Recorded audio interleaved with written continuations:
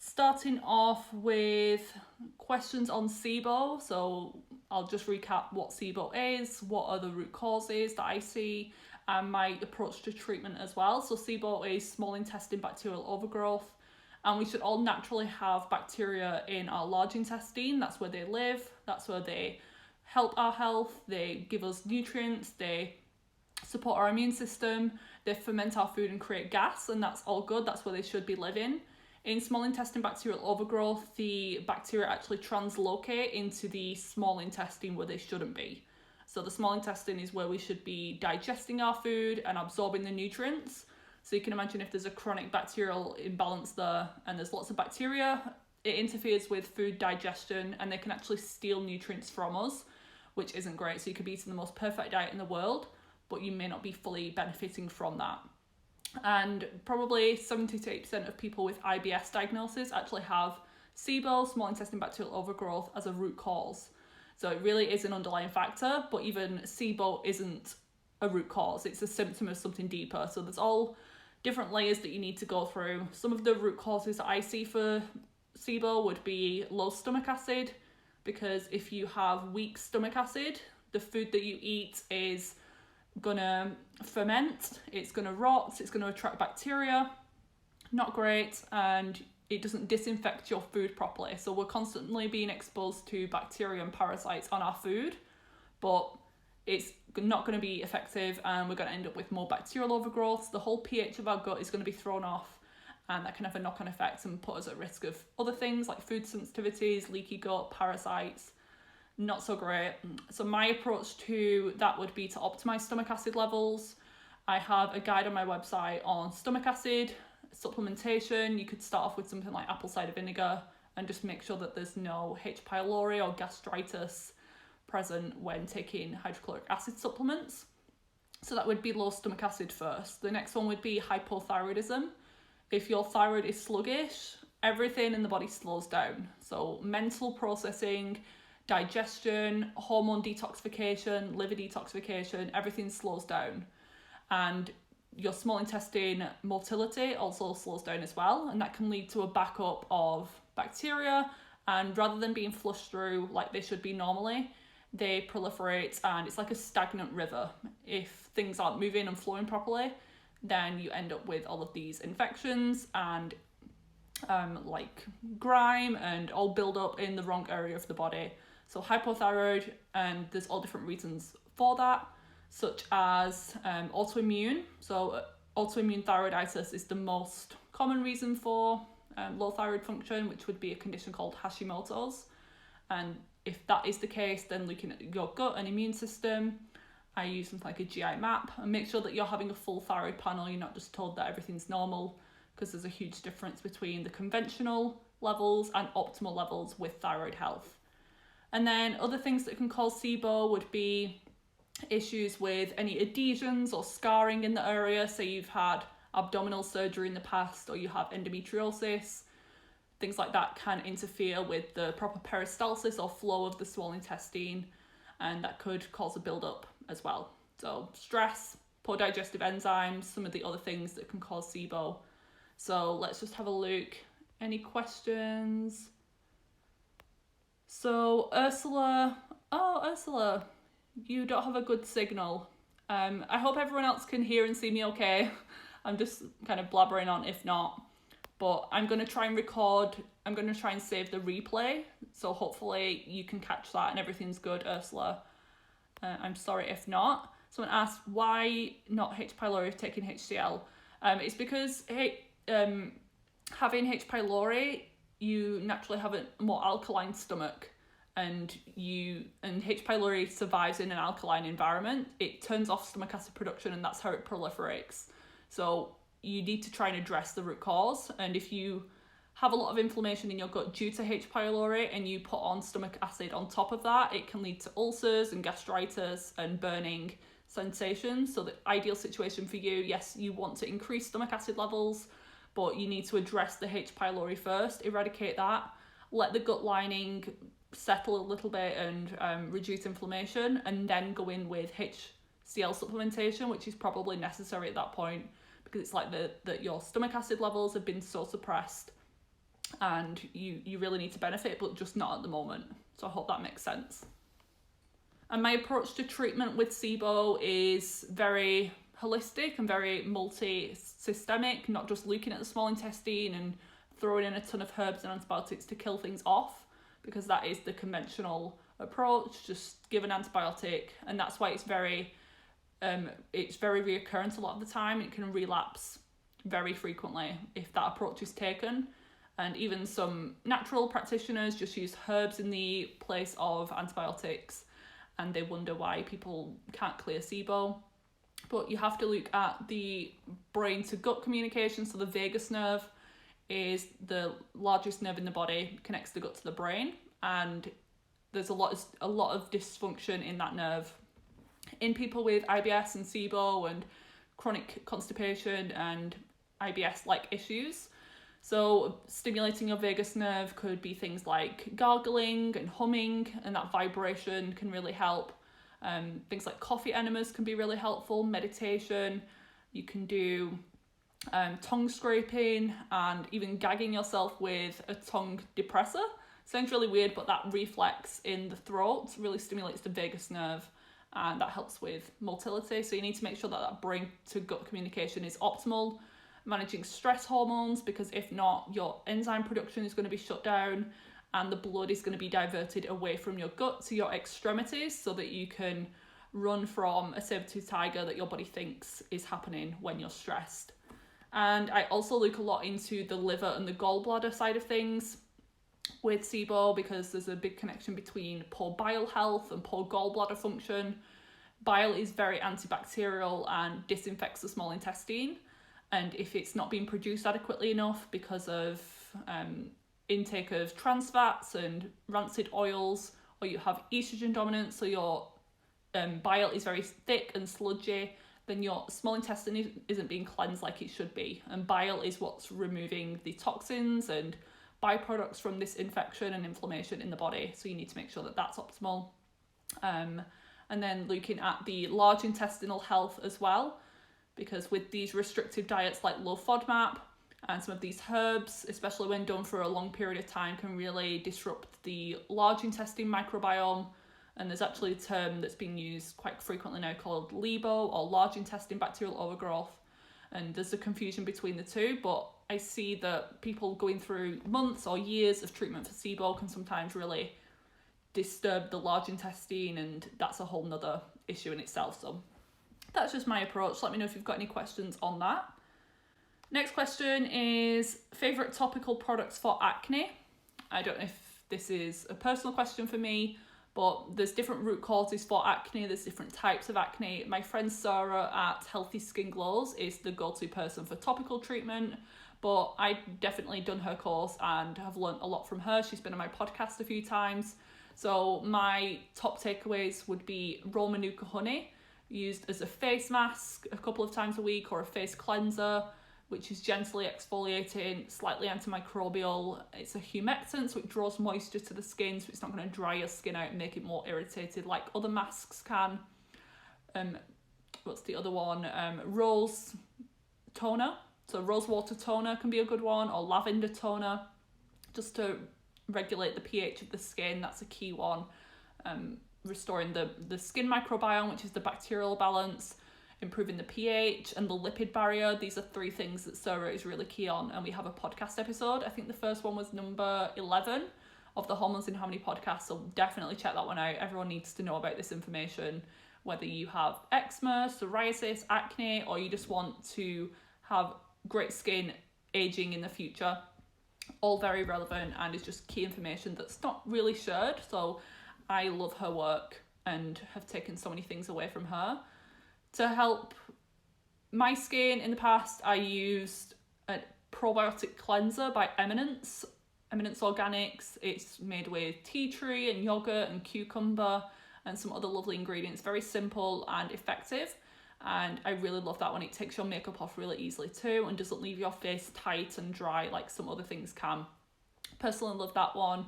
Oil cleansing can work well for some as well, and if you have more oily skin tending towards the high linoleic acids, fatty acids in oils such as grapeseed, hemp seed, and jojoba oil is a pretty general one for most people. If you have more dry skin, then looking into something like sunflower oil, not the one that you use for your cooking, like a really cold pressed organic one if possible, and following oil cleansing method. And just because you have acne doesn't mean that you completely need to avoid oils. Actually, in fact, when you get rid of all oils from your skincare routine, your skin can actually produce more oil to compensate from that. So you need to balance it out. Not washing my face as frequently has really helped as well, because I was thinking the more I wash my face, the cleaner it would be. I would exfoliate way too much. So I would do a scrub in the morning, a clay mask at night, and an exfoliating acid literally every day. And I wondered why my skin was worse than ever. And it's because I was over exfoliating. It was really wrecking my skin barrier, and that was leading it to be more susceptible to breakouts. So I now only wash my face once a day. In the morning, if I've done a workout or something, I'll just rinse it if necessary, or put a bit of toner on there. But it really doesn't need it, and my oil production is really regulated after that, and I've just found it to be one of the best things that I've done. But if you're going from washing your face 3 times a day to once, you probably need to make a slower transition than that, else you're going to have some negative side effects. My exercise routine, pretty good at the moment. I've been through periods in my life where I've not exercised at all, because I literally couldn't walk up the stairs unassisted because I was so fatigued. So I quit all exercise. At the very start of my health journey, I was exercising way too much, back-to-back hour classes, not fueling my body correctly. So I've been through it all, and currently I'm feeling pretty strong, and I'm working with a PT as well once every 2 weeks, but I follow her protocols as well in the sessions between that. So I'd say I'm doing 4 to 5 times a week of strength training. I've cut back on all the HIIT and even yoga. I'm just not enjoying them at the moment. I'm loving the strength training, and it's really helping my mood. And with the weather being off as well, my mood tends to be affected. My energy tends to slump a little bit. So I've been doing really well with the strength training. And everyone's different. Like, if you hate strength training, then don't do it. I personally love it, and I love feeling strong and a badass in the gym. Let's see if there's any more questions. Please leave your questions here and I'll answer them, because like I say, I've lost some of the ones out the Q&A box. The app is just not functioning how it should be, and I'm annoyed. If anyone knows how to fix the Q&A app thing, by the way, please let me know. I was gonna delete the app and then reinstall it, but then I'd lose all of my saved posts, my draft post. I've been refraining from doing that. Next question was, what's the difference between hypothalamic amenorrhea and PCOS? So this is a good question. The two can actually go hand in hand, and I've experienced this myself. So I initially lost my period when I was 18 due to over-exercising and under-eating. I was told that it was PCOS at that point. I actually think it was hypothalamic amenorrhea, which is the loss of periods due to stress. Stress being mental and emotional, physical, biochemical. There's different stressors, and I think that's what happened initially, but I do think I also had PCOS that developed whilst on the pill or after the pill.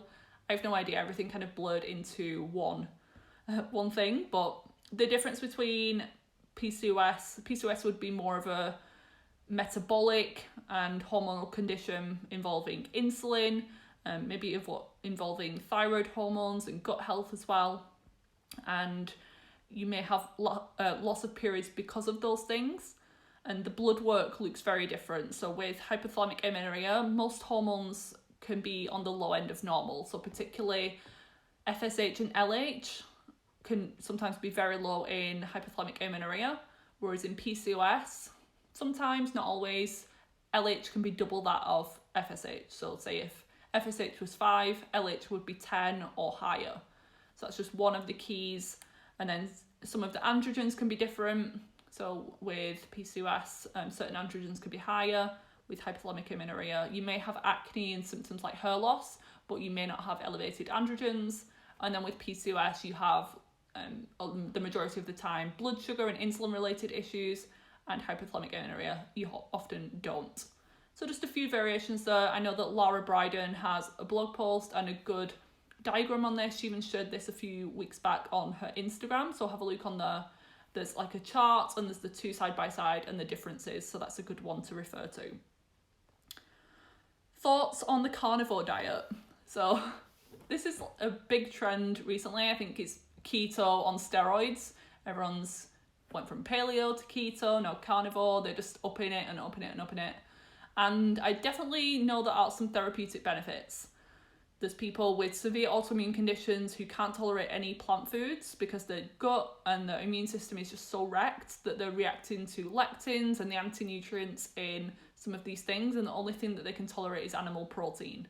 So in short periods of time, for a healing diet, for a very specific reason, I think it can be amazing and has transformed people's lives. And you've probably seen, if you're on YouTube, there's lots of people going from raw vegan to carnivore, and they're saying how much it's improved their body. I don't think some people need to go to that extreme. It can be like a 30-day thing that you try, and then you should expand it from there, because you can get a lot of the nutrients from animal protein, but I just think in this modern day and age, it's just more practical to have other foods and not rely solely on meat. Not that it's bad for the environment or anything like that. I don't believe that that's the case, that it's just animal protein and methane production that's killing the planet. Actually, restorative agriculture is a huge passion for me, and I really promote that. So carnivore, great for some people, not great for some, especially done long term, especially for women in my opinion, just the lack of carbohydrates for that long. And it can just be, I don't think the research is there with the gut microbiome yet, with the fibers and all of that.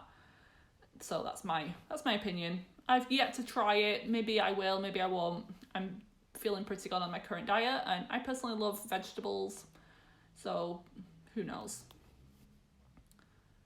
Next question, cyclical digestive issues. I have random diarrhea every 2 weeks. What could be going on? So 2 things come to mind with this. First would be parasites or gut infections of some sort, because they can actually flare up with the moon cycles. So if your symptoms get worse, maybe not digestive even, some people have nightmares or sleep issues or depression at certain times of the month. If you notice it correlate with the moon, so like download an app or look on your calendar or something to see when the moon phases are in. And parasites can sometimes hatch and breed with the full moon. So it sounds pretty disgusting, but it's true. And that's why there's some people are really affected by the moon as well in terms of their hormones and in terms of behaviour. There's more A&E admissions and crazy things going on in the world when it's the full moon. So we are really in sync with the planet. So parasites and bacterial issues would be one. Even if you don't have digestive issues, I recommend getting it checked out.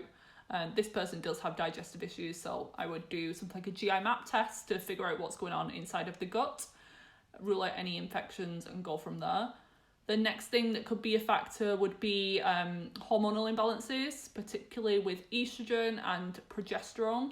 They have a different function on the bowel, so people may notice, like leading up to your period, you might get a little bit more constipated, and then when your period starts, you might have more loose stools, and that is quite normal to an extent. It shouldn't be like major extremes or any pains or anything, but it could be what's also going on. So this person might have some estrogen dominance or lack of progesterone. Some people with endometriosis struggle with bowel movements and digestive issues in a cyclical pattern as well.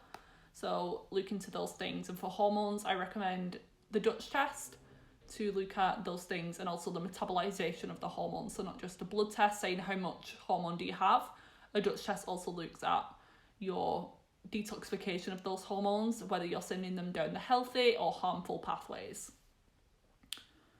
Speaking of lab tests, what are my top 3 lab tests for acne? So if someone had acne, they had a limited budget, what would I select for them? First would be a stool test. A lot of times skin issues are related to the gut, whether that is an infection or inflammation, lack of digestive enzyme production. That would be the first one. And if you think about it, the skin on the inside is pretty much the same as the outside. We're like a donut, if you think about it, really. And your skin is a magic mirror into your internal health, and a lot of the time it stems back to poor gut health. The second test that I would do for acne would be a Dutch test, again, to look at estrogen and progesterone balance, but also the androgen section is very insightful. And it may be due to something like PCOS, and there's varying degrees and severity of PCOS. So you might have a very mild issue where you have maybe some testosterone elevated, or DHEA, which can stimulate acne production, sebum production in the skin. And then the final test, probably a hair tissue mineral analysis. So I've been loving this test recently, and the insight that it provides is really, really amazing. It can show issues and imbalances in different body systems, and for the price that it is, it's less than £100 or $100, wherever you are. It's one of the cheapest functional lab tests that you can get. But imbalances between certain minerals can indicate issues with your nervous system, your blood sugar, inflammation levels in the body, and a lack of minerals can be really key for skin issues. And most people turn to zinc as like the number one cure-all, and maybe it works temporarily, but then you start to notice, or maybe it's not working, or maybe my skin's getting a little bit worse. And sometimes that can be because you're throwing copper out of ratio. So you really need to know what you're doing when you're supplementing with things like that, specifically zinc and some other minerals like iodine could all be involved, but you need to balance them with other minerals to make sure that they're working correctly. So GI map, Dutch test, hair tissue mineral analysis, or a thyroid panel and vitamin D. I know that's 5, but acne is a complex thing. And then last question probably I'm going to answer, unless you guys want to ask any questions now, leave them below and I'll get to them before I finish up, would be my thoughts on food sensitivity testing. I'm really not a fan. I've done them in the past. I've probably done like 3 or 4, but similar things come back at the same time, even when I was eating them and even when I'm not eating them. And I've seen a lot of other people's tests as well, and the common things come up like gluten, dairy, eggs. And yes, they are common sensitivities, but I'm just not sure about the validity of the test. And if multiple things come back, I have many clients who are sending me a list of 20 foods that they don't eat currently because they have sensitivities. And if that many things come back, and even like the healthiest foods like bananas and green beans and shrimp or prawns come back, it's usually because they have a leaky gut, or intestinal permeability is the technical term. So if you remove those foods and then swap them over to other things, then you're probably going to be sensitive to those because you haven't addressed the issue with the gut. And there's sometimes false positives, false negatives. So I prefer people to do elimination diet, where you cut out the common offenders like gluten, dairy, corn, soy, alcohol, sugar, and sometimes eggs for 30 to 60 days. And then one at a time, you reintroduce those foods, starting with the lesser problematic ones. So like eggs first, because they have more nutrients density than something like wheat or gluten. And then monitoring your symptoms. So not including like 20 new foods at once. You do it one at a time, space in between them all, and monitor your symptoms. So look at your skin. Did it improve without them? Is it getting worse with them? And that should help you find food sensitivities. If you see no improvement at that point, there are some more advanced things to look into. Issues with histamines, which was my personal trigger and puzzle piece for my skin, and other symptoms as well. And I have a blog post on that if you're wanting to read. It's how I cleared my skin in a week by eating less healthy.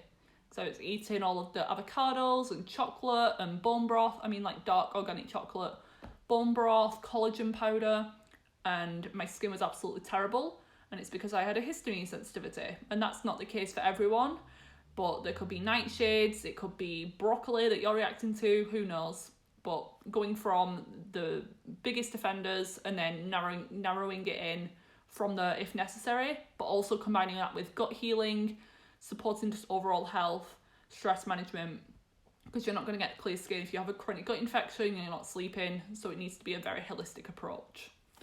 So question here, thoughts on hirsutism? I think it's terrible. But if you're asking my approach, I have an Instagram highlight on hirsutism. I think it's a few back, so like scroll through my highlight section on my profile, and there's a whole story on hirsutism. but the majority is due to PCOS, and probably 7 or 8 times out of 10 is due to PCOS, so high androgens, likely driven by high insulin and blood sugar irregularities, or inflammation or stress can do the same. And when we're talking about hirsutism, some women just get the odd hair here and there. With hirsutism, it's the thick, dark, coarse hairs, usually in the male pattern, so on the beard area, or they start to lose hair on their head, or they start to notice nipple hair growth, or below the belly button, they start to notice hair there as well, and it becomes thicker. So that's what I'm talking about. And you can definitely slow down the progress, and you can reduce hirsutism once you get to the root cause. But with the hormone DHT, dihydrotestosterone, that's usually what's responsible, and that's 3 times as potent as testosterone. And it can shrink the hair follicles on the head, but widen or expand the hair follicles on the face and the body. And that's terrible. So that's why we end up with the male pattern hair issues. And it may be that you need electrolysis or laser hair removal, but you can absolutely slow it down and prevent it from occurring and regrowing with diet and lifestyle shifts. But get some testing done. That could be other reasons, just like your genetics. If you have darker skin tone, you're more at risk of that, so look to your family history. But probably the majority of the time it's PCOS, driven by one of 3 things: insulin resistance, inflammation, or chronic stress. What causes sleep apnea for females and what for males? Is the solutions to help? Sorry if you've already answered. No, I think you might have asked this question on the Q&A thing, but it got lost, so apologies. Sleep apnea could be for structural reasons, so issues with the nasal passage or the throat, and that kind of closes off when you sleep and causes you to stop breathing temporarily. So it could be structural issues. If you've had like a nose surgery or sinus issues in the past, that could be why. It could also be due to the person being overweight. So I don't think there's a difference between male and females, not that I've seen anyway. So these would be applicable to both. If you're overweight, then the throat can kind of block the breathing airway because the throat's just so large. Could be due to alcohol intake or just a poor diet, food sensitivities. All of these things, just inflammation in general, can affect the respiratory issues. And yeah, I think they would be the key things, more of a lifestyle driven things. But things that can help would be the CPAP machine. So if it's very severe, then using something like that, I think it would need to be prescribed. If it's minor, it's worth a try with mouth taping. I've used this in the past. I don't really have any breathing issues, but after doing some research and finding great benefit with mouth taping, I realised I have a very small jaw, and I've had like many teeth removed, and I've had braces. I have them currently, I've had them in the past. So I think my mouth is and my jaw is just very narrow, and that can affect airways and breathing as well. So I really benefit from taping my mouth and breathing through my nose. The company that I've used, they're not really available in the UK anymore for some reason, would be Somnifix, and you can get them on Amazon or just go straight to the website and maybe speak to one of the people there to see what they suggest further. But managing weight, avoiding alcohol, anti-inflammatory diet, getting some exercise, mouth taping, they would be my top tips. Let me just see if there's anything else. When you explain about the food tolerance testing, makes sense. Any ideas how to help repair leaky gut if that's got in a kid? So how to heal the leaky gut, so hopefully try to introduce the food back in, or is it best to stay on elimination diet? Yeah, so certain foods you probably will need to keep out the diet for most people because they just aren't healthy. So gluten would be probably number 1. They've done studies where everyone in the study reacted negatively to gluten, and I just don't think it's a health food, and it's completely different to what it was even 50 years ago. So I'd probably recommend keeping that at a minimum in the diet long term. It might be that when the gut is healthier, the reaction or exposure is less problematic, but at least temporarily keep that out. Maybe dairy is one that needs to be limited in the diet long term for some people, but the goal is definitely to improve the gut lining. Some things that can be used in children would be like bone broths if tolerated. Some people have a histamine reaction with those, so test them slowly and monitor any negative symptoms like allergy type symptoms, rashes, skin itching. Colostrum could be great from a cow bovine source. So I know that I just mentioned dairy, but colostrum is very well tolerated, and it contains the immunoglobulins, which is very healing to the gut and reduces inflammation, heals and seals the gut lining. And that's what children receive ideally for the first few days of life, is from mother's milk, the colostrum, but we can get it from animal sources as well. So they would be my top tips. Mindful eating, so lots of not eating while they're playing games and trying to let them slow down. I know it's difficult, but try your best with the mindful eating and you mimic to them what you want to see. And lots of easy to digest meals like pureed foods and soups and stews, smoothies. Keep things very simple, like a newborn baby's gut, just until things are better. Maybe a digestive enzyme as well, and a probiotic, like a spore-based probiotic. I like the ones from Megaspore Biotic, from Microbiome Labs, sorry. It's called Megaspore Biotic, and that's suitable for children as well. Just start at half a capsule and slowly increase the dosage to 2 capsules a day. If there's issues taking pills, unscrew the capsule, sprinkle it in the food, and they probably won't taste it. I saw an article that hormones can cause sleep apnea. Something with testosterone must be misleading information. So probably like estrogen dominance and thyroid issues and high stress would cause sleep apnea, but they're not the root of the problem. The root of the problem would be the other things like the lifestyle and the weight management. The majority of the time, and the connection with testosterone may be that for men, sleep is really important for testosterone production. So if they're not sleeping, they're not producing enough. I'm not sure, that would be my theory. Right, last question. Let's have a see. Last question I'm going to do now. Is it normal to crave meat and fats? Yeah, I think like as humans, we're designed to like eat these things. I know that's a controversial thing, but I believe that as humans, we're meant to be omnivores and thrive on meat, and that's how we developed and went from ape or primate to human, eating healthy fats and animal proteins and fish, all of these things. There could be imbalances that are driving you to crave more, and I'm not sure like how much of a craving you are feeling. But if you're very nutrient deficient or you have poor gut health, then it could be that you just require some of the nutrients like iron and zinc that are in the animal proteins or amino acids, that you just can't get enough of it. So just eat to satiety, eat as much as you feel like, and that should eventually regulate itself. But I think just go with your cravings, make sure it's high quality, and yeah, just look into the other factors that I mentioned too. Okay, so sorry, I got one more question. How to help with heavy periods and or fibroids. So addressing any estrogen dominance, and it's like a huge subject in itself. So it could be that you're not ovulating, so addressing that first, because you only produce progesterone once you ovulate. And there's many reasons for not ovulating, like nutrient deficiency, stress. So the goal is to ovulate, produce progesterone, and that's going to offset the negative effects of estrogen. Supporting gut health to make sure that you're having a bowel movement every day, clearing that estrogen from the system or estrogen, supporting liver detoxification, restoring nutrient deficiencies. A lot of the time, women with heavy periods have low iron levels, and then it's a vicious cycle because low iron levels support heavy periods. So interfering there in some aspect, and then looking into minerals like copper. High copper can cause heavy bleeding as well, so that could be another reason.